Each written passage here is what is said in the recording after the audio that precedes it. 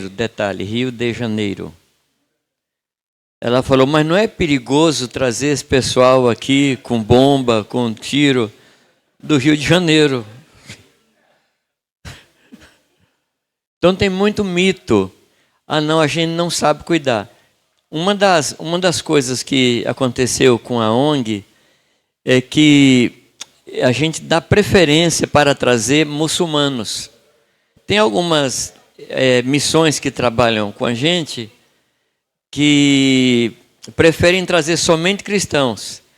Mas a nossa filosofia é o seguinte, se um muçulmano morrer lá, vai para o inferno. Se um cristão morrer lá, está salvo. Então a gente prefere trazer muçulmano para aqui poder ouvir o evangelho. Mas é perigoso, amados, viver é perigoso. Ou não? Tudo envolve risco. E eu queria sugerir que aqueles que gostariam, os pastores que gostariam de trabalhar com isso, de ser uma igreja de abrigo, que viesse conversar com Sofia. Tá bom? Tá bem, Sofia? A gente põe uma mesinha ali de atendimento e vai lá perguntar como é que funciona isso, como é que pode ser feito isso. Tá bem?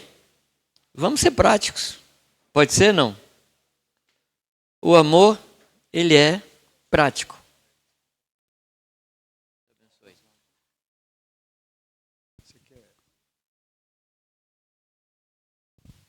Mais uma vez, queridos, vamos estender a mão para cá, agora, para a gente poder abençoar o Tony agora com a palavra. Senhor, nós estamos aqui, mais uma vez, com o nosso coração aberto, Senhor, nossa mente aberta para receber da Tua palavra.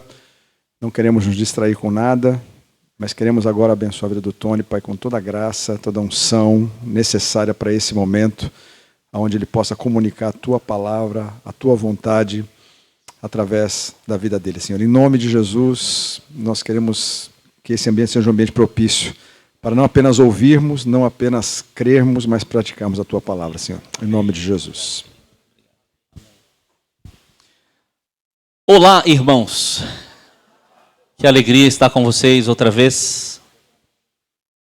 Eu acho que esse ano já completamos 13 anos, né? Desde que conheci esses irmãos preciosos e tenho vindo aqui.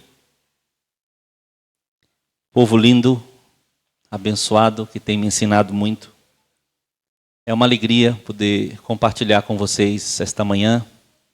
Ainda que eu pedi aos irmãos que estavam organizando o encontro que desse a oportunidade para outros que nem sempre vêm aqui, mas mandaram eu falar e estou aqui em obediência. Lá vou eu. Que o Senhor tenha piedade de nós. Tem uma expressão utilizada muito na literatura,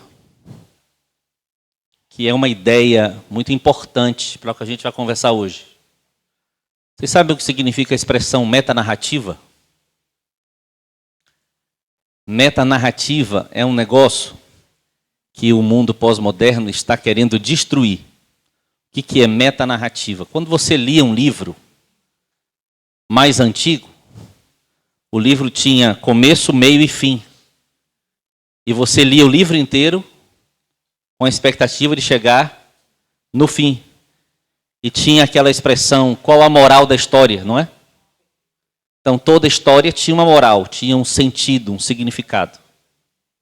Na cultura pós-moderna, esse negócio de tudo ter um sentido virou um discurso desatualizado. Não precisa ter sentido, porque cada pessoa constrói o seu sentido, né? Eu lembro que na minha época de cursinho pré-vestibular, eu li um livro de Clarice Lispector até o primeiro capítulo, e eu fiquei confuso, fiquei com medo de pegar a esquizofrenia, porque era um negócio tão sem nexo, tão sem sequência, tão... Não é? Tem gente que está entendendo, já deve ter lido alguma coisa dela. Por que isso é tão terrível? Porque o nosso Deus é um Deus de metanarrativa. A Bíblia começa no começo e termina no fim, sim ou não? Desculpe o óbvio. Mas ela começa em Gênesis, termina em Apocalipse. E Gênesis conta a história do começo. E Apocalipse conta a história de um determinado fim. Porque aí começa de novo, de outra forma. Então o nosso Deus, ele tem e essa é uma palavra que a gente usa muito em nossa mensagem, Deus tem um propósito. Deus tem uma maneira de agir que não muda durante a história. Tem princípios, tem fundamentos, tem ações de Deus que se repetem ao longo da história. Deus tem constantes. Isso é maravilhoso. Você devia ter dito glória a Deus só por causa do que eu falei agora. Mas tudo bem, é que você não entendeu. Mas eu vou tentar me fazer entender. Deus é um Deus constante. Deus não é um Deus que oscila. Deus está trabalhando pelo mesmo propósito desde a eternidade passada até a eternidade futura. Deus está trabalhando pelo mesmo propósito. Que estabilidade, não é? Que coisa boa é ter um Deus assim. Então eu quero mostrar para os irmãos, eu quero só apontar aqui para os irmãos 7 casas, 7 momentos da história, que a gente vai perceber algumas constantes de Deus. Quero já sintetizar essa nossa pequena viagem pela Escritura, falando que Deus é um Deus que é Pai e Ele quer uma família. Alguém tem dificuldade de entender isso? Acho que não, né? Deus é Pai e como um pai, o que é que Deus quer? Deus quer uma família. E Deus está trabalhando nisso desde sempre. Isso motivou a criação, isso motivou a vinda de Jesus, isso está motivando a volta de Jesus. Deus está realizando o propósito de ter uma família. E é interessante que nós vamos ver agora, nessas 7, entre aspas, casas, não são, vocês vão entender, 7 lugares e 7 famílias, que Deus insiste nesse propósito, com algumas coisas que se repetem.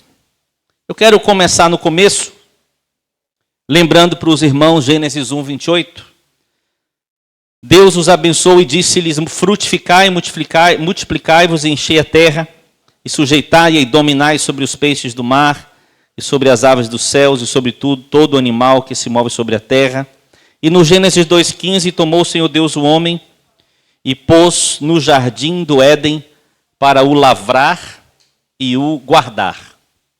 Nesses 2 versículos a gente vai perceber que Deus, ao fazer na terra toda a sua obra criativa, Ele estava preparando uma casa, Ele estava preparando um lugar para realizar o seu projeto. E que preparação fantástica! Porque Deus pega um lugar que era sem forma e vazio, havia um caos completo e havia falta de vida, e Deus vai fazendo a sua obra criativa e vai dando forma às coisas, vai criando as suas formas e vai gerando vida. E a gente percebe que a criação, ela tem uma ordem. A criação tem uma beleza. E na criação tudo tem o seu lugar e o seu papel. A criação, ela não é nem um pouquinho caótica. A criação é de uma perfeita harmonia. Se já tem harmonia, ainda tem alguma harmonia hoje, você imagina como era antes do pecado, né?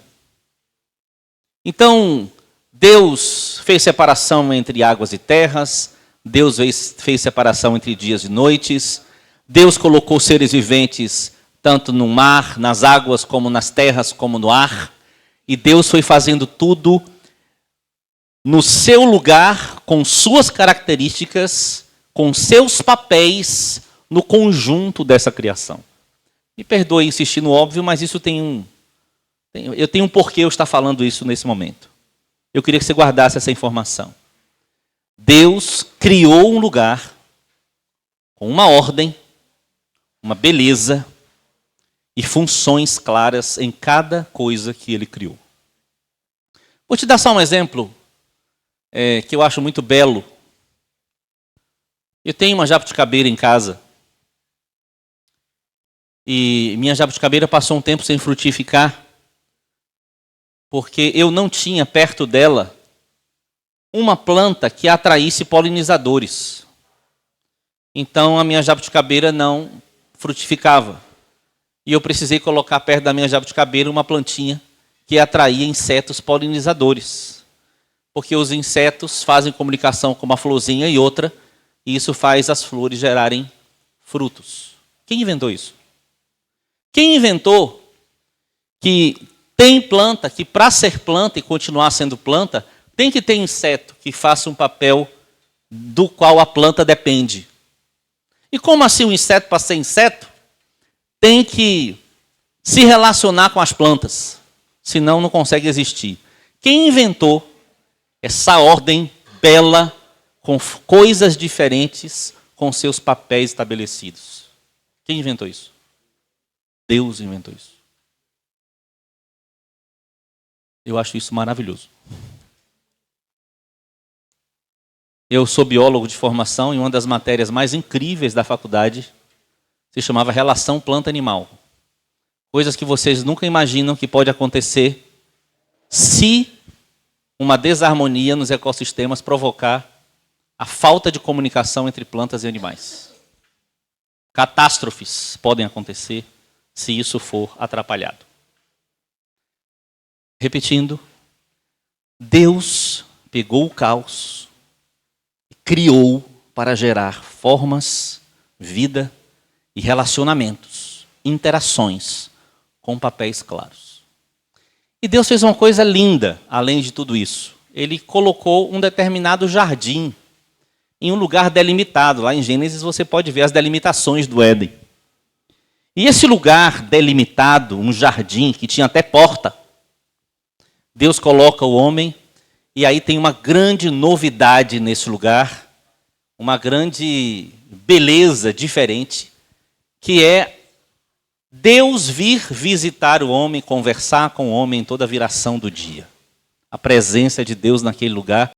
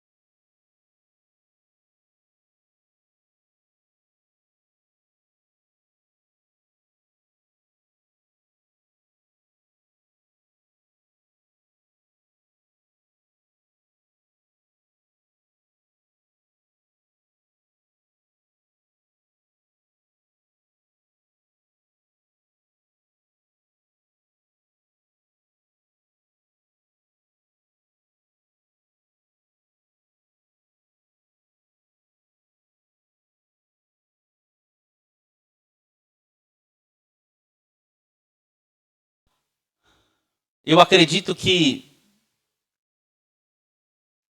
Claro, evidentemente, o maior poder do universo é o nosso Deus, sim ou não? Claro, né? E é incomparável. Não existe nenhum poder que chegue perto dele. Mas existe um outro negócio muito poderoso, que é pecado. Nem Satanás é tão poderoso quanto o pecado. E o pecado separou o homem de Deus. Irmãos, qual é a tragédia do pecado, se não for esta? Alguns pensam que a tragédia do pecado é o que o pecado provoca imediatamente. Mas o que o pecado provoca imediatamente, às vezes tem gente que acha legal. Tem gente que acha bom. Não é o que o pecado provoca naturalmente, não são as sensações que ele provoca, não são as impressões que ele provoca, que tornam o pecado pecaminoso. O que torna o pecado pecaminoso é que o pecado separa de Deus. E ao separar de Deus, todo o eixo de sustentação do universo é o nosso Deus. A separação de Deus provoca uma desordem, uma desarmonia que caminha para o caos. Aliás, os cientistas mais recentemente estão descobrindo que existe uma ordem no universo que impressiona até os caras mais inteligentes, que foi Deus que criou. Mas estão também admitindo que o planeta Terra não está evoluindo como se pensava. Ele está involuindo, ele está piorando. Há registros claros, evidentes, comprovados cientificamente, que estuda o que está acontecendo com o DNA em muitas gerações, que dizem que o mundo está em degeneração. Está piorando. Não está melhorando. E a gente sabe que é verdade, né? Porque o pecado produziu essa degeneração. Eu pergunto aos irmãos, a Terra é ruim por causa das catástrofes? Responde sim ou não. O que é ruim, as catástrofes ou a Terra que Deus criou? Vou ampliar.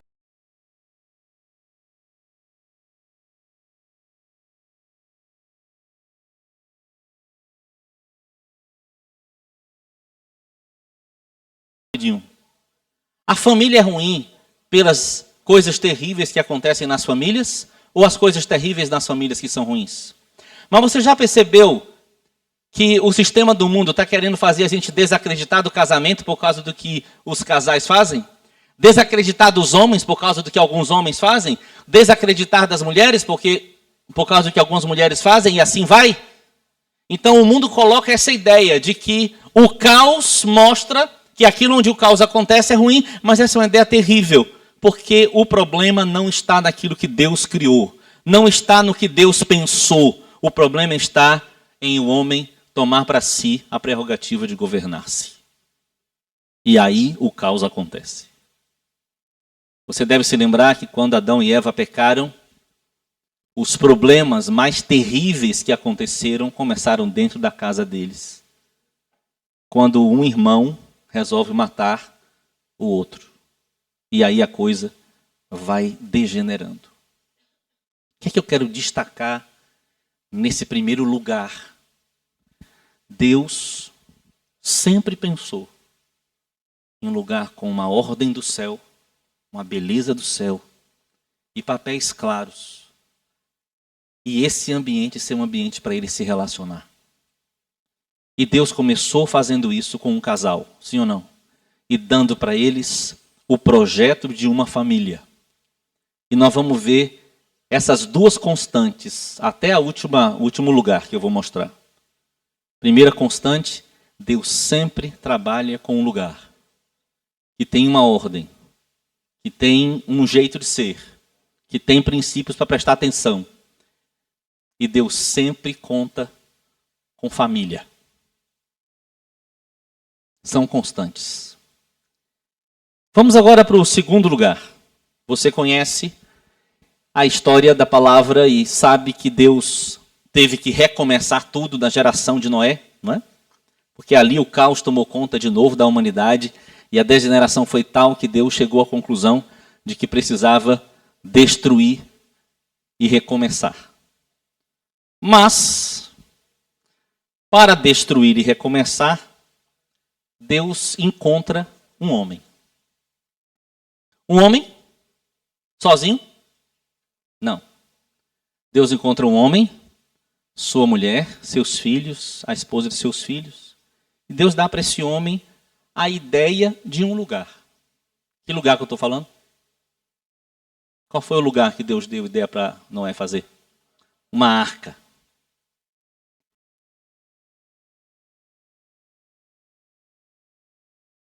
Hebreus 11:7 diz: pela fé Noé, divinamente avisado das coisas que ainda não se viam, temeu, e para a salvação de sua família preparou a arca, pela qual condenou o mundo e foi feito herdeiro da justiça